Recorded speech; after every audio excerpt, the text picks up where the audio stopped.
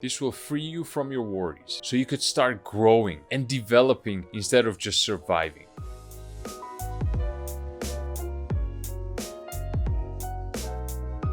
Welcome back. I am genuinely happy to be here today with you again, especially with this topic. This is something that has been affecting me since my childhood. I have overcome this, and it's very exciting that I have opportunity to help you overcome this as well.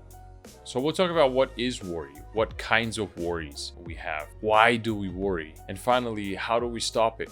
So what is the worry or worrying? It's when negative thoughts are constantly bombarding your mind about something specific. And I want to note here that worrying is something different than anxiety or depression, even though it is used interchangeably in some groups of people, but these are different. Although worrying can induce anxiety or depression if it just kind of spins out of control. Excessive worry is really taxing on the quality of our lives in the long run.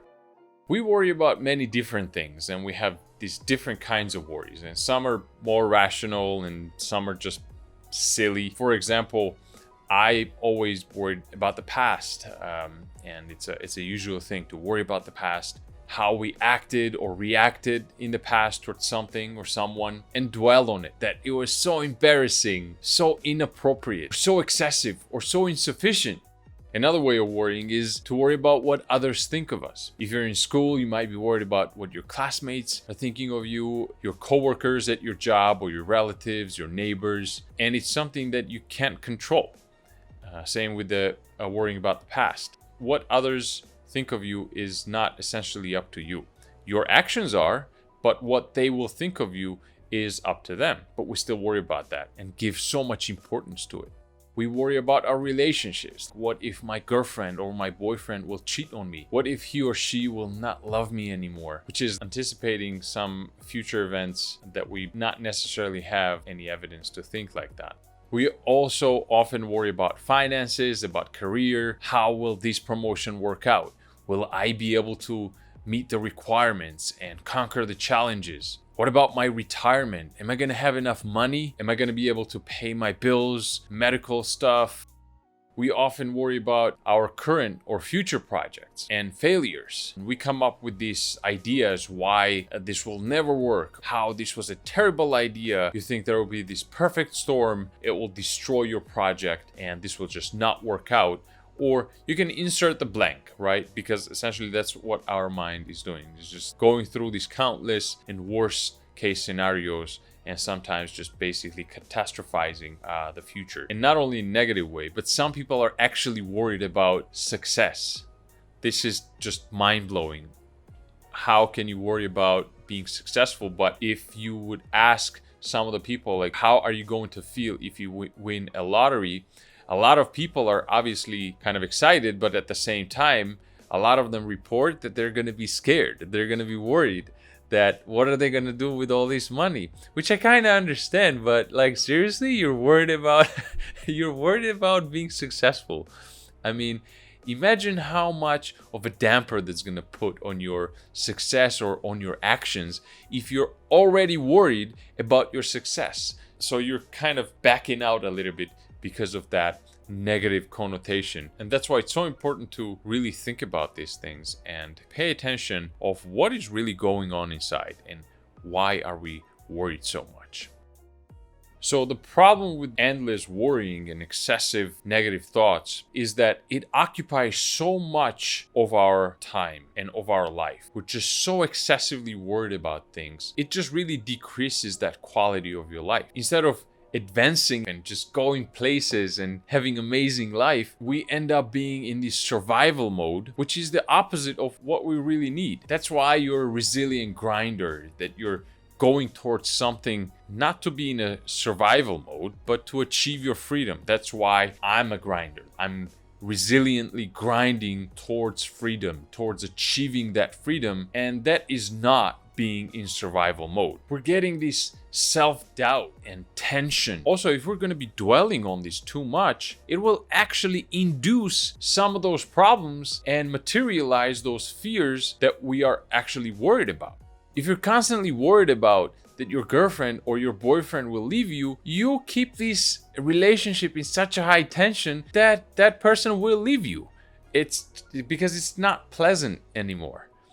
So same is true about some kind of project that you're worried about these catastrophic results. You will just never make these big, bold moves, and you'll always be conservative, which will hinder your growth or even produce a failure because of being too careful or because being only in survival mode. And if we keep worrying, this will just escalate into anxiety, depression, and on and on and on, and it will just kind of feed on itself. So we need to get rid of the worrying, okay? Worrying is not good. You don't need that.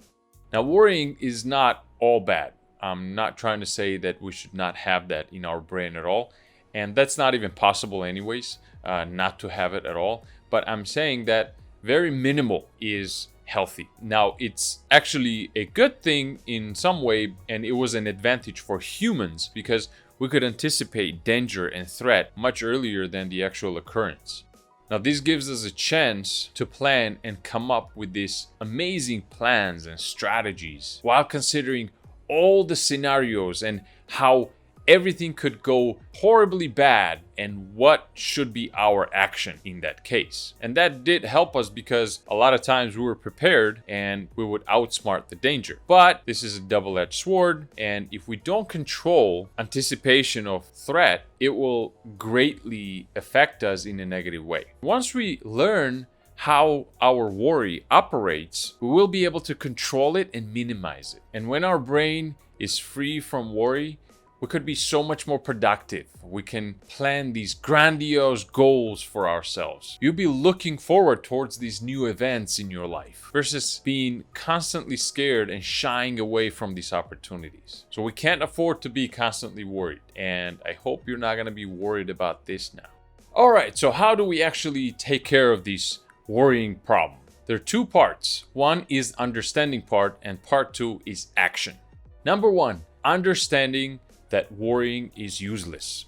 If you worry excessively, you're not going to accomplish more. In fact, you're going to accomplish less. But people don't think so. They correlate their worry with their positive outcome. For some reason, they think they should be worried about things.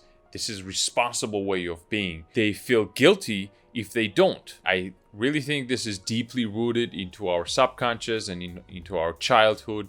But that's a whole another topic. I don't want to go into that right now. The point is to understand that it's okay to let it go. You don't have to be worried. You don't have to feel guilty if you're not worried about things, because you will actually accomplish a lot more if you're not constantly, obsessively worried about things.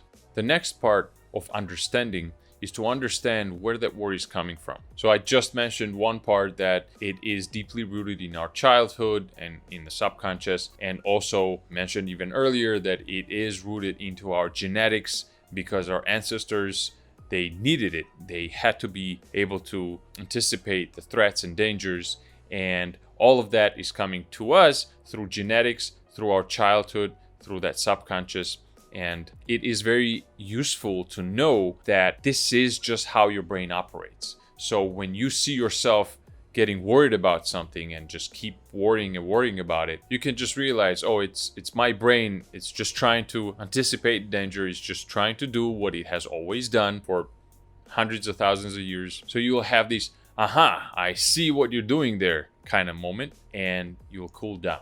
Next part is to understand that it is endless. If you let your worries loose, it will just worry about everything. You will be worried about new problems after you solve your old ones. Even the ones that before was kind of like tiny stuff that you didn't really care about, now you will start worrying about small stuff, and this will kind of blow up and become just as significant as the previous problems or previous worries that you had.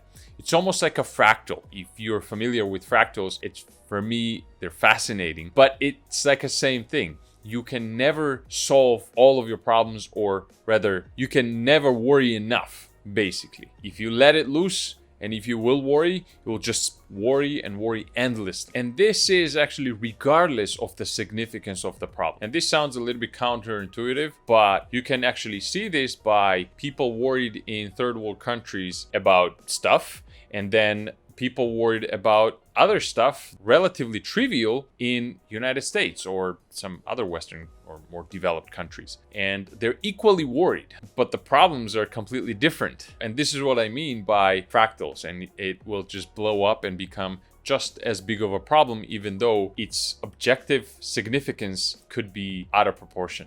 And now the second part of solving the worrying problem. The first one was understanding, and the second one is taking action. Actively engage in optimistic thinking, or some people call it optimistic worrying. And what this means is when you catch yourself worrying excessively about something, just stop and start worrying about good stuff or thinking about good stuff, how things could go great.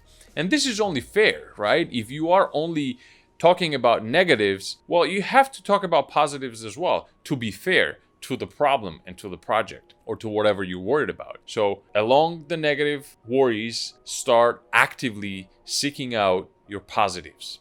The next one is to actively ask yourself, so what question, and go deep with the answers. And you'll find that even some of the worst fears that you have, if you'll actually ask so what question, they will come with some of the positive surprises that you never considered before, and you'll find that it's actually not that scary. It could be actually even more interesting. For example, if you're thinking about losing your job and you're worried about it, well, ask yourself, well, so what? So what's going to happen if I lose my job? If you go deeper and you're thinking, well, I'm worried because I'm not going to have a job, but then so what? Well, you might find a better job. You might move to a different country, or you might have enough time now to sit and reflect on your life and on your career and choose even a better job or different direction of your career now, which could be a lot more interesting and exciting. This so what question, it really kind of shines this beam of light on that worry, and you'll find out that it's actually